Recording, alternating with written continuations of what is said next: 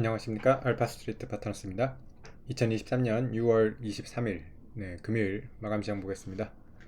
코스피 지수가 0.91% 빠져서 2570으로 마감을 했습니다. 어제 하루 반등을 했던 코스피인데요, 바로 또 다시 이렇게 크게 빠졌습니다.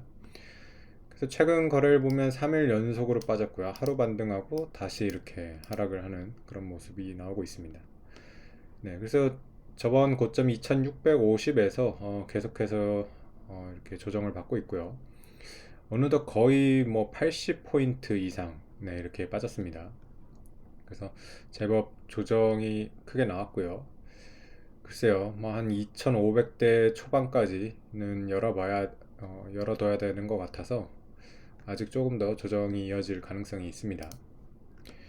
오늘 외국인은 1800억 정도 팔았고요. 기관이 많이 팔았네요. 기관이 4400억대 이렇게 팔면서 어, 네, 쌍끌이로 이렇게 매도가 나왔고요.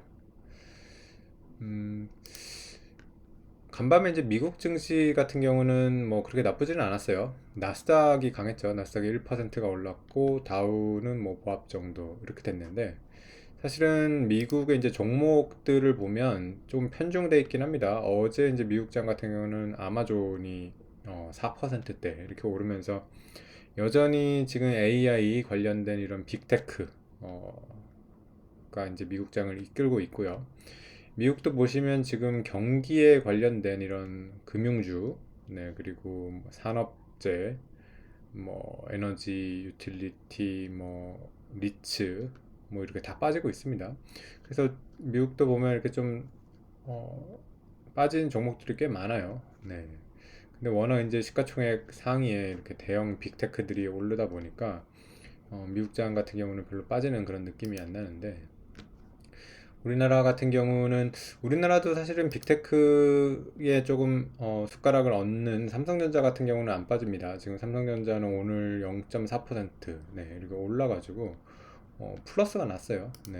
삼성전자가 플러스가 났는데도 지수가 이렇게 많이 빠졌다는 거는 다른 종목들이 굉장히 안 좋았다는 얘기겠죠. 그래서 뭐 우리나라 종목들 이렇게 보시면 뭐 전체적으로 다 이렇게 빠졌습니다. 종목 몇 개를 이렇게 봐도 참 지금 우리나라 증시가 약하다고 이렇게 볼 수가 있는데요. 네이버 같은 경우 보면 지금 18만 원대까지 이렇게 왔는데, 이때 이제 9월, 10월 이때가 이제 지수가 2100대까지 빠졌던 이때거든요. 이때 15만 원까지 빠지고서 거의 한 20한 2만 원대 이 정도까지 반등을 했는데, 지금 다시 이렇게 18만 원대까지 이렇게 빠져 있는 이런 상황이고요.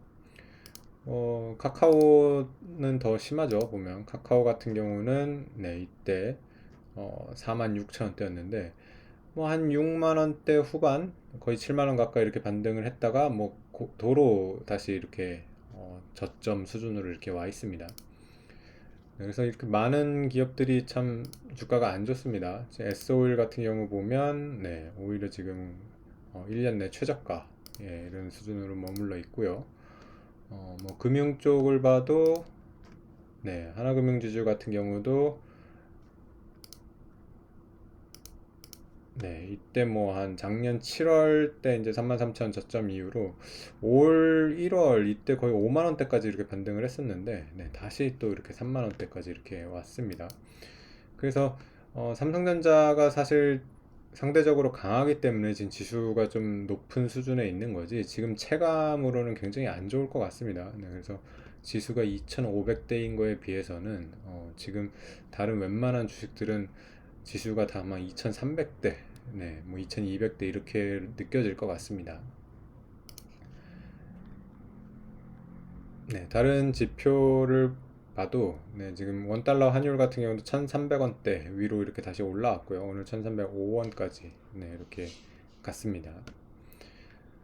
그리고 석유 같은 경우 보면 이제 WTI가 68달러대인데 뭐 WTI가 낮은 거가 좋긴 한 건데 지금 이렇게 또 빠지는 게 이 경기에 대한 우려가 크기 때문에 이렇게 빠지는 거라서 지금 확실히 지금 조정을 이렇게 가리키고 있는 것 같습니다. 그래서 미국 증시가 아직까지 이렇게 빅테크로 버티고 있는데 오히려 이런 게 지금 좀 불안해 보이거든요. 만약에 여기서 빅테크가 꺾인다면 어떻게 될지 뭐 그런 것들이 좀 걱정이 되긴 합니다. 최근 시장에 이렇게 걱정이 많아진 이유는 금리 때문에 그래요. 지금 연준에서 사실은 금리 인상 사이클이 끝났다고 생각을 했는데 네, 지금 끝난 게 아니었죠. 보면 지금 미국 기준금리가 5.25인데 5.75까지 지금 올릴 수 있다고 그렇게 보고 있고요. 어제는 이제 특히 영국이 이제 빅스텝을 했습니다. 그래서 영국 같은 경우가 지금 기준금리가 4.5에서 5%로 이렇게 올렸습니다. 영국 같은 데 보면 지금 인플레가 안 잡혀요. 네, 그러다 보니까 계속해서 이렇게 금리를 올릴 수밖에 없었던 상황인 것 같고요. 영국의 지금 인플레이션 레이트가 네, 8.7% 이렇게 나오고 있거든요. 지금 전 세계에서 뭐 가장 인플레가 지금 심각한 네, 곳이 영국입니다. 미국이 4%로 떨어졌고 뭐 일본 같은 데는 뭐 좀 괜찮은 것 같습니다. 이번에 3.2 이렇게 나왔는데 그래도 뭐 안심할 수 없는 그런 상황이고요.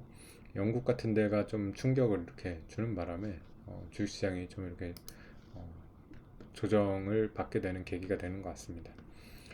네, 지금 미국 선물 같은 경우도 이렇게 좀 빠지고 있어가지고 역시 미국도 지금 경계 심리가 조금씩 생겨나고 있는 그런 상황입니다.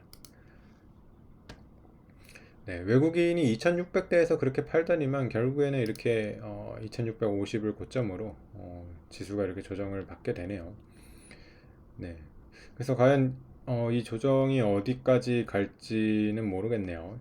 일단은 그래도 여태까지 보면 이렇게 올랐다 내렸다 올랐다 내렸다 하면서 저점을 이렇게 높여 왔습니다. 그래서 저번에 저점이 이제 한 2400대 후반이거든요. 그래서 2500을 깨지만 않는다면 그렇게 나쁜 모양은 아닐 겁니다. 그래서 2500이 만약에 깨지면 좀 안 좋겠지만은 2500을 지킨다고 하면 여전히 이렇게 상승 추세를 라고 볼 수 있거든요. 그래서 2500선을 잘 지키는지 네, 그런 거를 좀 확인을 해봐야 될 것 같습니다.